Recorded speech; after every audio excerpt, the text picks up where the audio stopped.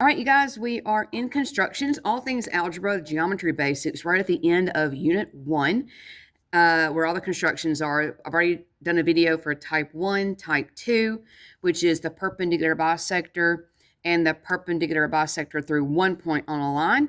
Check my videos out if you need to know how to do that. I'll link them all together. This is type 3, perpendicular through a point that's not on a line.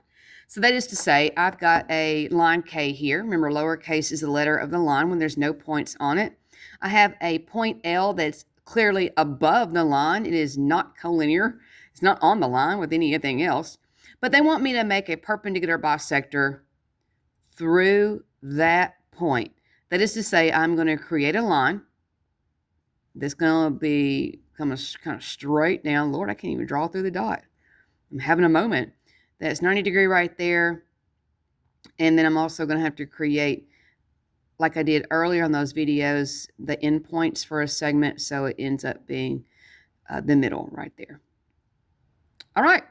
So the first thing I got to do is I got to create those two endpoints, very much like I did on my type 2 video. I'm going to create those two endpoints, A, B, by using my compass. I am then going to create a perpendicular bisector that's, again, just eyeballing it over halfway. So I've got a little baby arc here. It's called a minor arc. Same thing off of the B. I'm going to create a little baby arc down here. Again, it's called a minor arc. So I need 2 points of intersection. I need the L, and I need another dot here. No, come on in. I'm just making a... All right, you guys, back to it. I can't remember what I was saying. But I know that I have to have 2 intersection points. So I'm looking for this one at the bottom. All right, that didn't mean anything to you. Let's get into it. All right, number 1.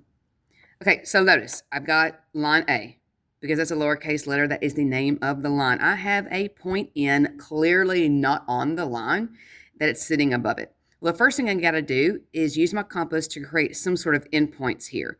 Now, this is going to be in the middle. So I'm looking for, the middle. So I need a point over here and a point over here. That's the same distance from that eyeballing it. So I'm going to grab my compass. I'm going to put my sharp end on the dot, the point N. And I need my compass to make sure it's long enough so when I draw a minor arc here, or a semicircle if you want that to be a little bit bigger, I need it to cross in 2 different locations. I need it to cross on the left, swing around, and cross on the right. So I need it to intersect 2. All right. So I'm going to turn my paper here so you guys can see a little bit better. I'm going to make an arc. And again, I want it to cross in 2 different points. So it's going to swing below. Here it goes. See if I can do this and you guys can see it. I may have to change out my hand here.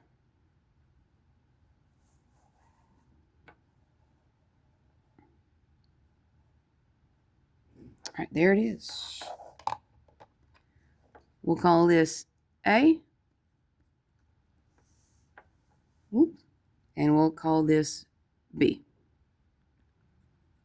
Now, if I were to eyeball this, I would say that's pretty close to being the middle.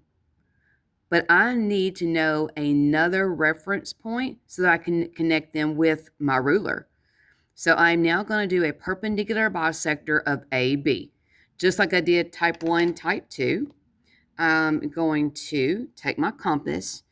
Again, I need it to be over halfway. So if I eyeball this, kind of trusting where my eyes are, that would be the middle of AB. And I need my compass to be more than that. So between the middle and the endpoint B. And this looks pretty good right here.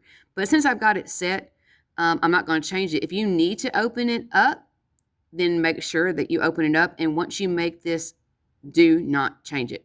So I'm going to make an arc off the A. I'm going to move it over here, make an arc off the B, and look at the intersection.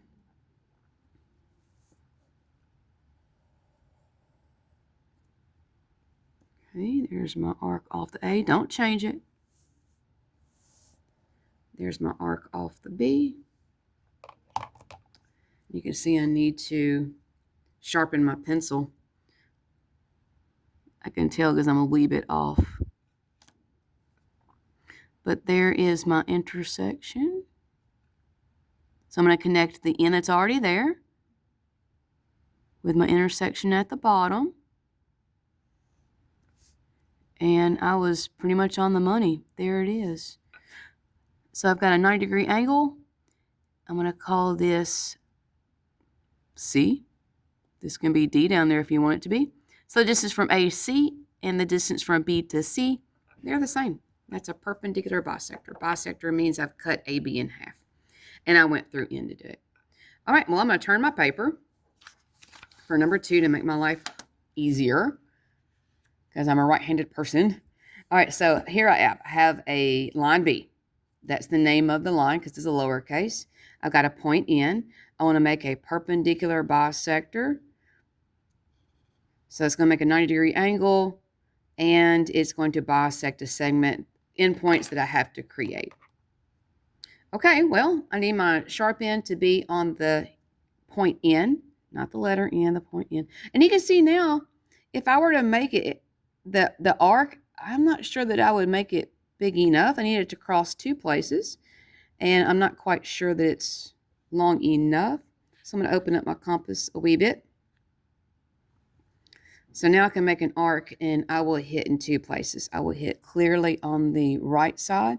It will swing below the line and make an arc on the left side.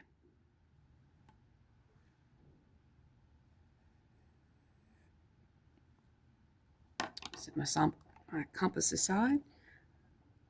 So there's my left endpoint, my right endpoint. I'm just going to label them A and B, make my life pretty easy.